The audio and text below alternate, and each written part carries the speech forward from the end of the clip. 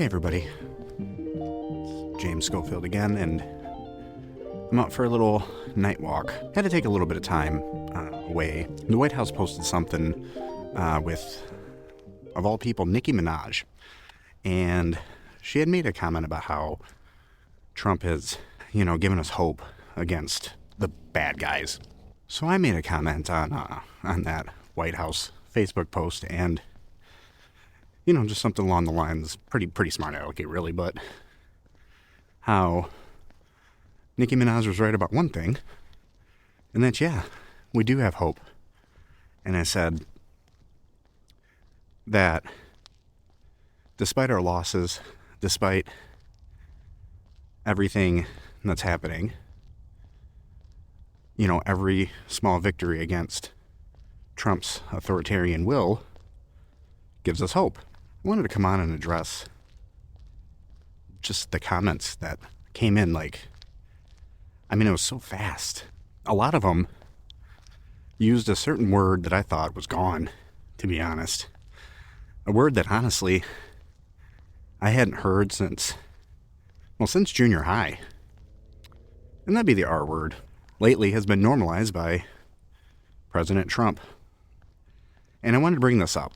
Creating labels and creating insults and just other things in general like that.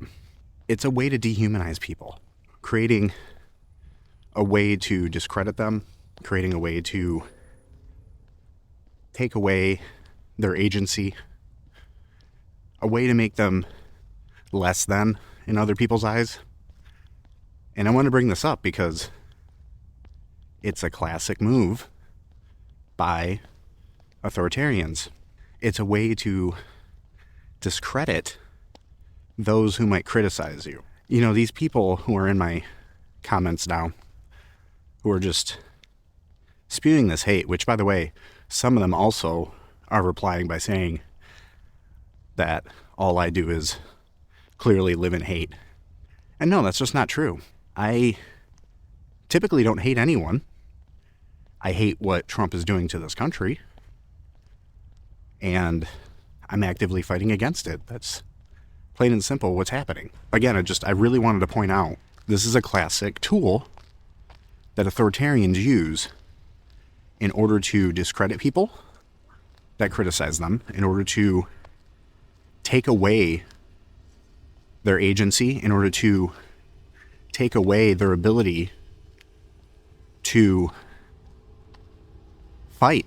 And clearly, Trump's doing a very good job of it. And that's the thing. Trump is a master brander. He is great at branding things. And that's really what he's been doing. And by bringing this R word back, at the end of the day, all he's doing is providing more tools to dehumanize others who don't agree with him.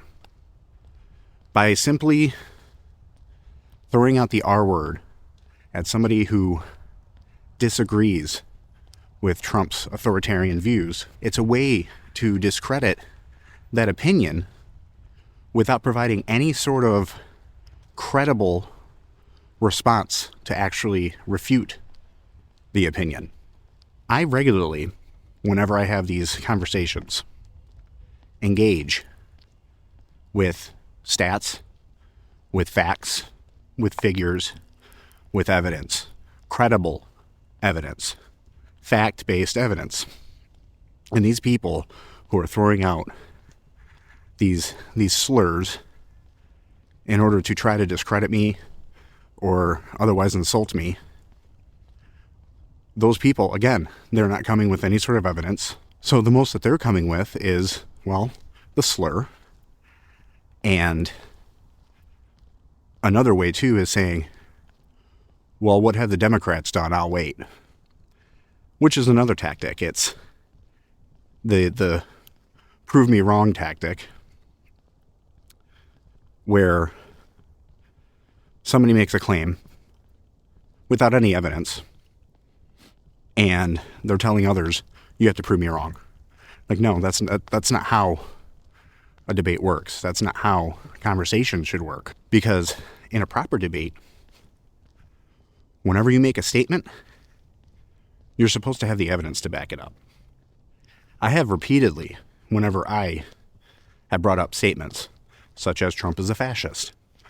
And again, that's a word that triggers a lot of people, especially here in America, by me pointing out that Trump's a fascist. And by the way, providing proof that he is. People have told me that I'm un-American. People have called me a traitor. People have said I should get my jaw wired shut. That's one of the reasons why I stepped away for a while. Is just the exhaustion of the hate that people say that I'm spewing coming to me. I try to live my life without any sort of hate against anybody. I'll even say it here on camera. I don't hate Donald Trump. I hate what he's doing to the nation. I hate what the evidence has shown he's done in the past to women and to girls. I hate what he's turned people into, and I hate that he's normalized slurs and derogatory statements. And really, I hate that he's normalized bold-faced lies. You know, his first term, he had, somewhere along the lines of like 36,000 verified lies that he told during his first term. So, I needed to take a walk and address this. If you go over to my Substack, which is just anthroforamerica.substack.com, I've been starting to write.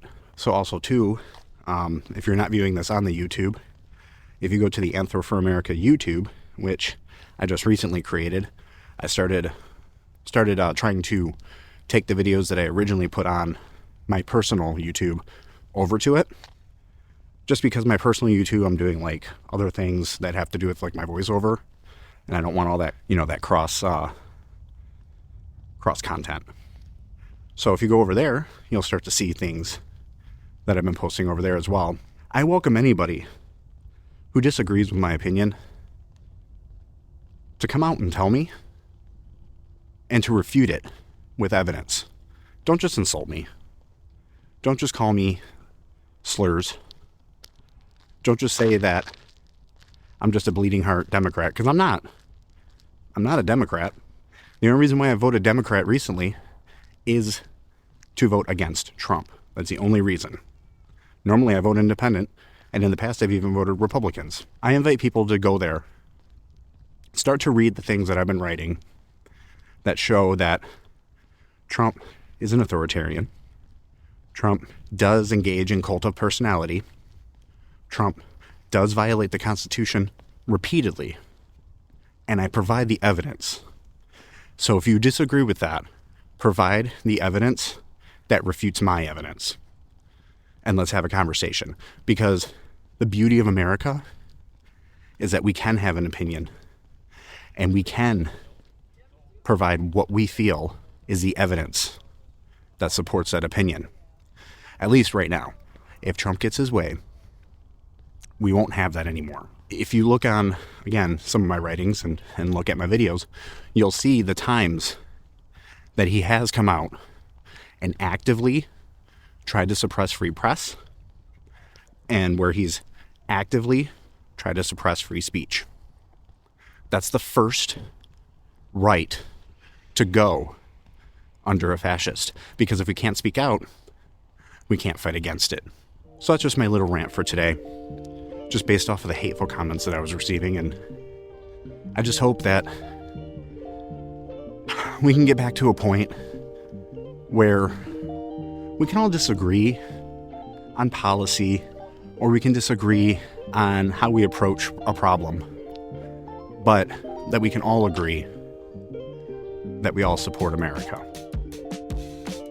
Once again, I'm James Schofield for Anthro for America, and thanks for letting me give you some sound.